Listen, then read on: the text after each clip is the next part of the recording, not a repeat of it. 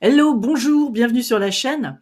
Aujourd'hui, je vous propose peut-être de parler non pas spécialement de no-code, mais plutôt productivité et documentation. On regarde ça tout de suite ensemble.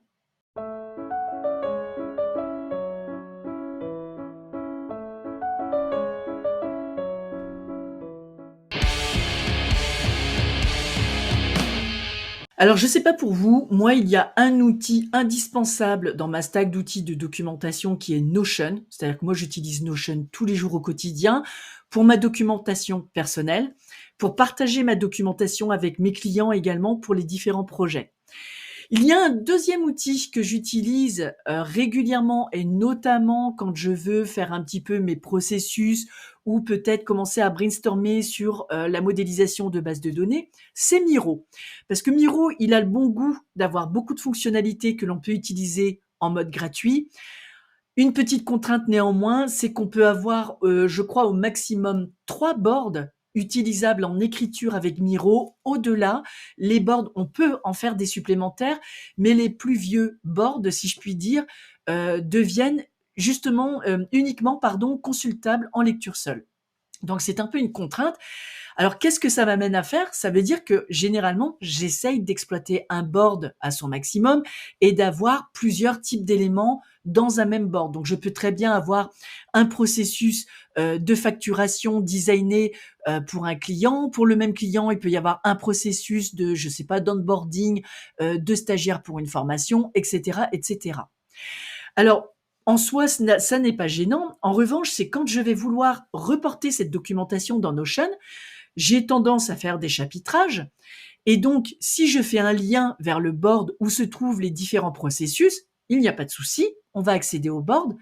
Cependant, on va accéder d'un seul coup à une kyrielle d'informations et ça ne va pas être forcément le plus opportun ou le plus facile à lire. Et du coup, il y a une petite astuce, entre guillemets, pour améliorer ça, et je vous la donne tout de suite. Donc, on se retrouve en mode main dans le cambouis. Alors, nous voici donc, j'ai mon Notion dans lequel je vais vouloir mettre mes liens, mes bookmarks éventuellement. On peut faire de l'embed du Miro dans Notion. Personnellement, je ne suis pas très fan. Je trouve que c'est assez brouillon dans une documentation. Je préfère à la limite donner le lien en mode bookmark et ensuite la personne peut y accéder. Et on va dire, j'ai un board, et notamment ici, j'ai un board qui va avoir deux processus qui sont pour le moment côte à côte et vers lequel je vais vouloir donner accès. Donc si je veux le faire, traditionnellement, ce que je fais, je prends l'URL, je la copie-colle dans mon Notion, soit j'en fais un embed, soit je fais un bookmark, comme je viens de vous le dire. Moi, je suis plutôt bookmark, donc je fais mon bookmark. Mais imaginons que je sois dans le chapitre uniquement concernant le premier processus. On va dire que ça, c'est un processus 1, processus 2.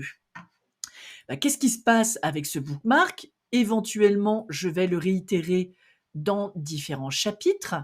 Je vais avoir un deuxième chapitre et puis je vais à nouveau mettre le bookmark vers le Miro.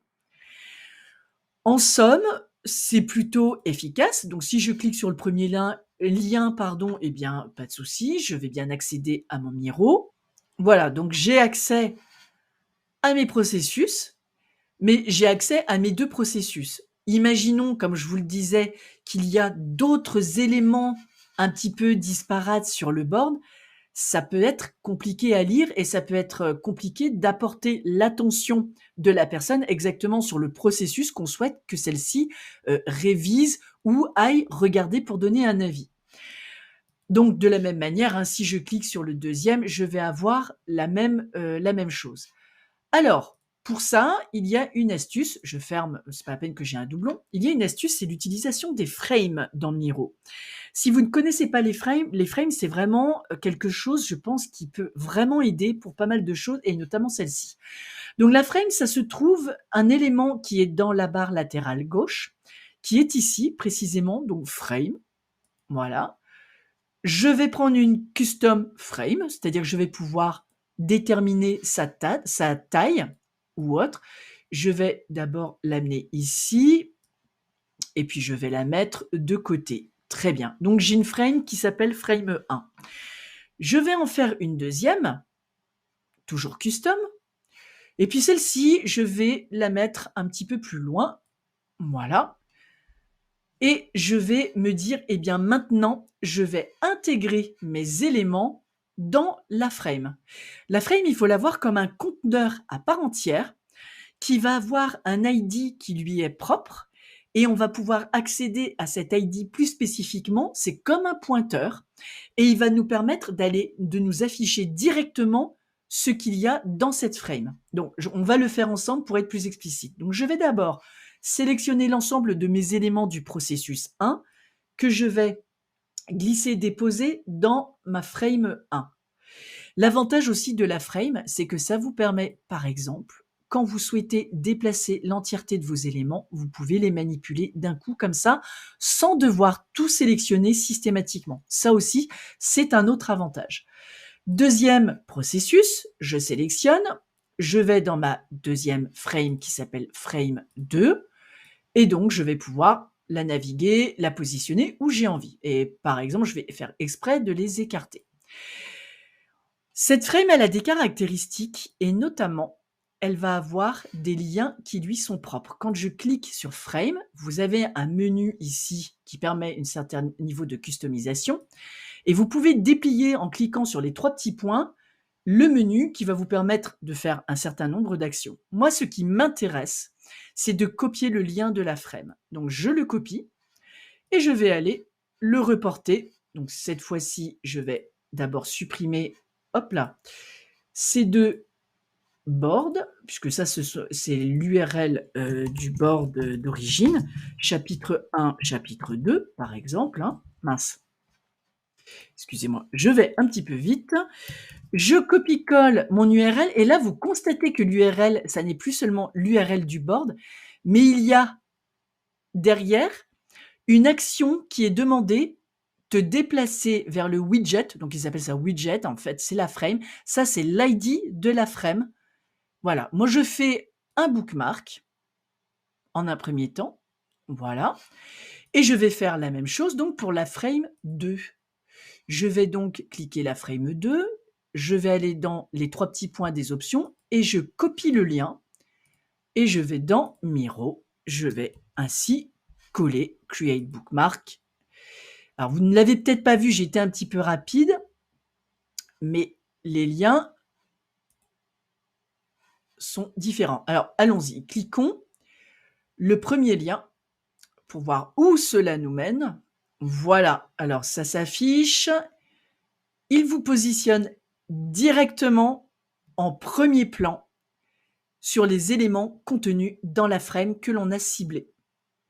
Au moins, on sait que ça va exactement à l'endroit où on veut que le lecteur aille. Maintenant, je vais faire de même pour le deuxième lien que j'ai créé. Alors, vous voyez qu'il est en train de faire encore le preview. Je crois que j'ai petit problème réseau. Je vais quand même tenter comment dirais-je, demi connecté. Et nous avons bien le lien vers le frame 2 qui est mis en valeur directement en premier plan. Et cela nous évite ainsi de devoir aller chercher dans le board, mais où est l'élément concerné, etc., de quoi on me parle. Là, vous ciblez exactement dans le chapitre de votre documentation, dans le board et dans la frame exacte où la personne doit regarder. Donc, je pense qu'en termes de productivité, c'est très important. Ça permet d'être tout de suite focus et de ne pas perdre de temps. Et de gagner en efficacité. J'en ai fini pour cette vidéo. Elle était relativement courte. C'est un petit trick, je ne sais pas si vous le connaissiez. En tous les cas, je pense que ça peut permettre de faire gagner beaucoup de temps. Ça permet d'être très focus et d'être très précis sur les éléments que l'on souhaite en tous les cas valoriser, mettre en valeur vis-à-vis du lecteur. Donc je vous recommande, n'oubliez pas l'utilisation des frames dans Miro, ça peut vous aider beaucoup à certains égards. Là-dessus les amis, je vous laisse, on se retrouvera certainement plus tard pour d'autres vidéos liées à la productivité. Si ce format vous plaît aussi ou si cette thématique vous plaît, n'hésitez pas à me le dire en commentaire, n'hésitez pas à vous abonner à la chaîne également, ça fera toujours plaisir pour la force. Le like de circonstance, le petit pouce vers le haut, et là-dessus, je vous dis à très bientôt. Bye bye.